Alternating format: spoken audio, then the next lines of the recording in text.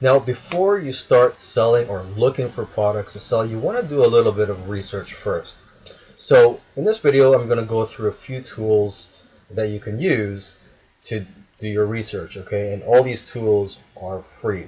The first tool is Google Trends. So just go to Google Trends and you just type in a keyword that you are thinking about selling or a niche that you think you're selling in. So for this example, let's just type in essential oils.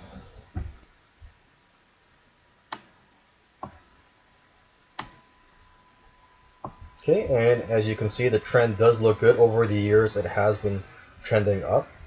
So this does look like a niche, a profitable niche that I could sell in. Okay, the next tool is watchcount.com, and here you can find out what are the most popular and most watched items on eBay right now. And I've typed in here essential oil, and it brings up a list of the most watched items for that keyword. What you want to be looking out for is the past sales. You want to make sure that the past sales is higher than the number of watchers. And you want to also look out for recurring themes.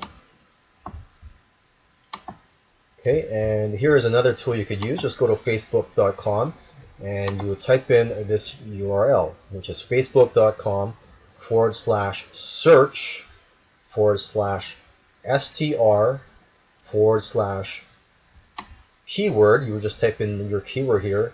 In this case, I typed in essential oil. Okay, and then /stories dash keyword // so that's two forward slashes intersect. Okay, and what this will do is bring up the most, well, it will bring up all the items for that keyword that are being advertised by marketers. Okay, and you can see which ones are popular here. Take a look at the ones with the most engagement, and you could also click on some of them so you could get remarketed to by some of these marketers. So just to get some ideas. Okay, so let's go to the last tool here, which is Pinterest.com. Actually, this is just one of many social media shopping sites that you should use for your research. Okay, so you want to open up an account on these sites.